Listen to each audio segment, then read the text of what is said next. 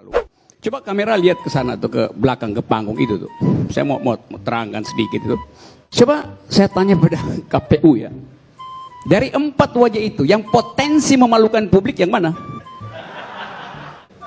Keempatnya itu putra-putra terbaik bangsa, Bang. Oh, pertanyaan saya, Anda bilang ada potensi dipermalukan, yang mana yang potensi dipermalukan oleh publik?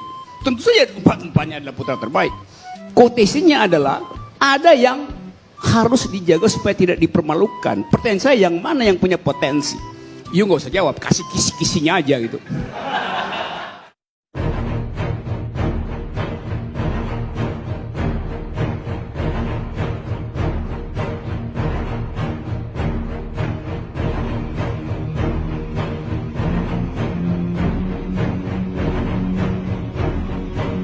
Saya bilang bahwa pembuat hoax terbaik adalah penguasa, karena mereka memiliki seluruh peralatan untuk berbohong. Intelijen dia punya, data statistik dia punya, media dia punya.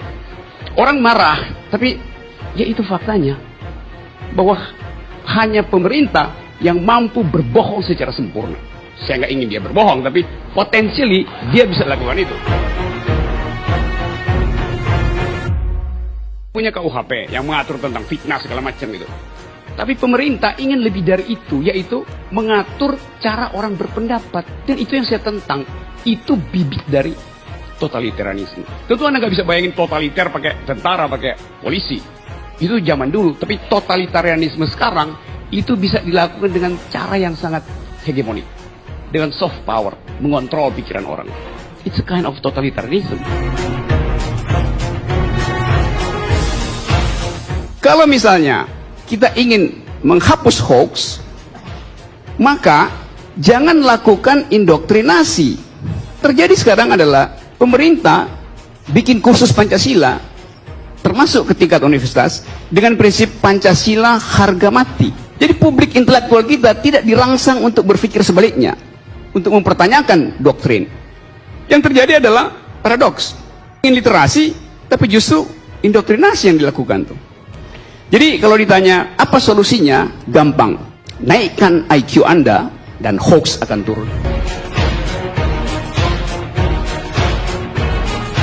Bangsa ini memang pernah kehilangan pikiran dalam beberapa momentum politik. Di tahun 30 misalnya, sebelum kita merdeka, negeri ini kehilangan pikiran karena elitnya ditangkap Belanda. Taruh di Digo, ditaruh di Bung Karno dibuang ke Ende, Sultan Syahrir ditaruh di Maluku, Hatta ada di Digul, segala macam. Jadi pada saat itu negeri ini kehilangan pikiran. Nggak masuklah cara berpikir yang nasionalistik, yang chauvinistis. Karena nggak ada debat lagi di kalangan elitnya pada waktu itu. Itu sebelum mereka, tahun-tahun 30-an tuh. Lalu kita mengalami hal yang sejenis, kira-kira zaman Orde Baru. Bukan saja tidak ada pikiran, tapi Orde Baru anti pikiran. Sekarang kita ada di dalam suasana yang kita nggak ngerti. Ada pikiran apa nggak ada pikiran kehidupan politik kita? Saya menganggap bahwa bukan sekedar anti pikiran, tapi memang tidak berpikir.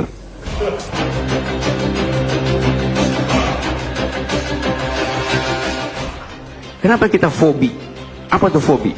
Fobi itu adalah ketakutan yang diwariskan oleh nenek moyang kita, karena hidup di masa itu sangat terancam oleh binatang buas. Jadi fobi itu adalah jejak DNA dalam diri kita, ada terus, positif fungsinya untuk mencegah kita diterkam binatang buas.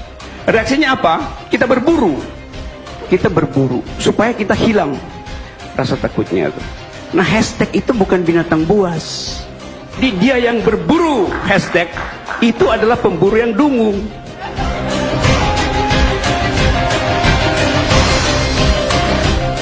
Opiko tulis begini nih. Bukek Syamsu telah menyarungkan pedangnya sebelum tubuh berdebah itu jatuh ke bumi. Jadi saya bayangkan waktu saya masih SMP, secepat apa sutan pedangnya Bukek Syamsu sehingga dia sudah menyarungkan pedangnya, baru tubuh berdebah itu jatuh ke bumi. Kalau orang bertanya, siapa Bukek Syamsu? Siapa tubuh berdebah itu? Tunggu 2019. Terima kasih. Saya paham bahwa Pak Akbar setumpuk data, tapi saya jadi nggak yakin dan nggak mau percaya. Karena dari awal dia udah disclaimer bahwa dia bukan ahli ekonomi, bukan ahli statistik, bukan ahli matematik tuh.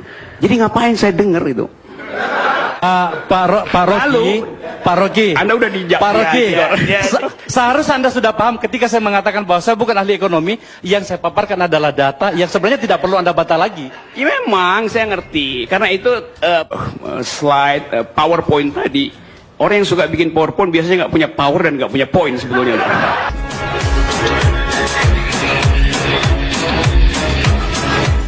Buat orang miskin, hidup itu adalah tragedi. Buat yang berkuasa, hidup adalah komedi. Dia bisa mempermainkan apa aja. Nama menteri itu Etienne Silhouette. Dari kata itulah, perilaku buruk si menteri itu, kita punya istilah sekarang siluet. Nah, saya nggak tahu siluet siapa yang akan kita gambarkan besok pagi di negeri ini. Nah, kita tahu perilaku buruk itu juga harus dipahami publik. Jadi berupayalah menahan kejengkelan saudara-saudara, karena PR saudara aja sebagai siluet oleh publik. Anda bikin retorika, fungsi retorika itu adalah membungkus logika. Baju dari logika adalah retorika. Tapi kalau baju Anda kegedean, logikanya tertutup, maka Anda terlihat sekedar sebagai siluet. Jadi jangan jadi siluet kalau mau jadi juru bicara pemerintah tuh. Terima kasih. Bapak merasa pinter sendiri dan Bapak sok tahu, Bapak merasa dekat dengan SBY, Bapak merasa dekat dengan Megawati, sehingga Bapak bisa menilai mereka berdua dengan kacamata Bapak. Itu nggak benar, Pak. Yang benar? Ya, yang benar itu Bapak bersikap fair. Bersikap fair artinya pro Jokowi? Oh, enggak. Oh, oke. Enggak. Ketika maaf ya. Politik dijadikan semacam pameran imoralitas. Anda bayangkan seorang presiden pada saat terakhir tidak bisa mempertahankan integritasnya. Pemimpin macam apa yang di ujung ketika dia harus memutuskan mengatakan saya menyerah karena ditekan. Jadi dia tidak otentik memutuskan itu. Itu problemnya.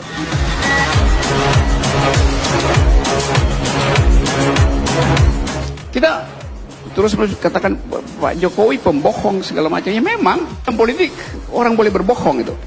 Berbohong tidak salah, tapi harus mampu. Kalau problemnya ketidakmampuan, yang nggak bisa sekedar didoain, yang mesti diganti. Ya, data itu penting, tetapi kan manipulatif kan.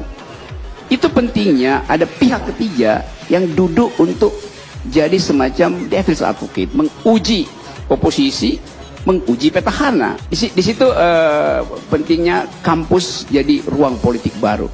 Nah, sialnya sekarang kekuasaan pemerintah melarang politik masuk kampus. Padahal justru di kampus diskrutinisasi, tajaman, koherensi, dalil-dalil dari para politisi. Karena itu saya dorong sebetulnya politisi itu datang ke kampus. Kalau punya otak, biarkan kampus yang periksa otakmu itu. Jangan minta diperiksa oleh rakyat awam yang bisa dibohongi tiap hari.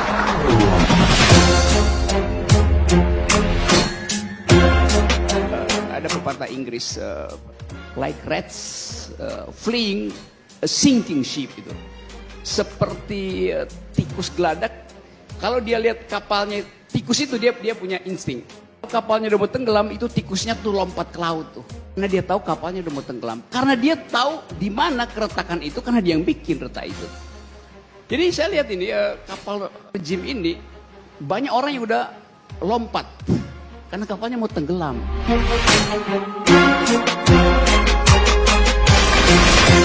Saya mau katakan begini bahwa ini peristiwa bersejarah. Apapun misinya, apapun sensasinya, faktanya sudah di situ. Kuantitas sudah menghasilkan kualitas, momen telah berubah menjadi monumen, dan itu adalah tanda-tanda dari kapal yang sedang tenggelam itu. The beginning of the end itu. Jadi, mending kita mulai berpikir bagaimana caranya supaya dalam 5 bulan ke depan akal sehat itu diucapkan ulang. Karena orang akan ingat bahwa Monas itu adalah tempat berkumpulnya akal sehat. Monas itu singkatan dari Monumen Akal Sehat. Terima kasih. Assalamualaikum warahmatullahi wabarakatuh.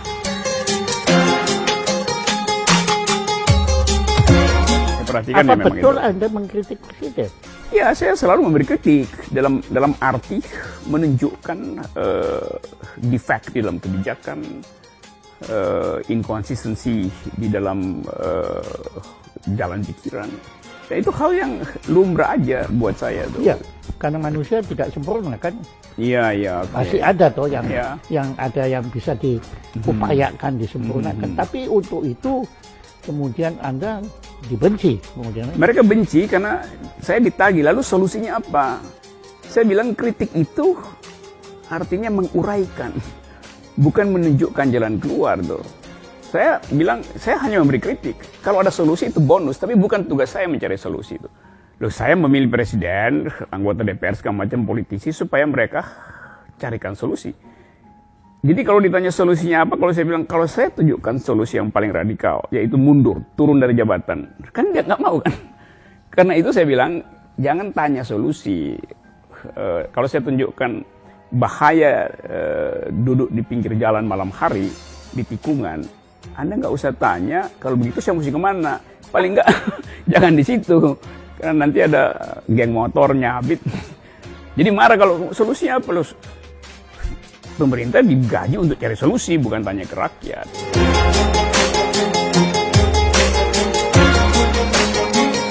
Jadi kalau Anda bilang bahwa saya bukan pengamat tapi oposisi, apa bedanya? Mengamat dengan memberi teguran pada kekuasaan, itu juga adalah tindakan oposisi. Oposisi artinya kan berpikir agar supaya dibuka kemungkinan untuk menghasilkan kesimpulan yang lain. Itu namanya oposisi. Berpikir itu artinya menggeleng, bukan mengangguk. Menggeleng artinya oposisi itu. Mengangguk itu feodal. Demokrasi memerlukan geleng kepala, bukan tunduk-tunduk. Itu feodal.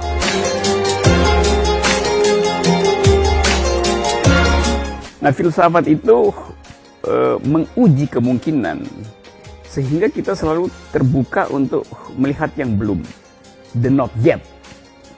Itu yang membuat saya merasa lebih hidup atau lebih terangsang untuk belajar filosofi itu. Itu aja dasarnya tuh.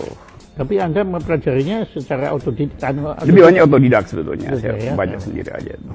Saya menyelesaikan studi, tapi saya nggak pernah ambil ijazah. Bagi saya ijazah itu tanda seseorang pernah sekolah, bukan tanda dia pernah berpikir gitu. Jahat lagi.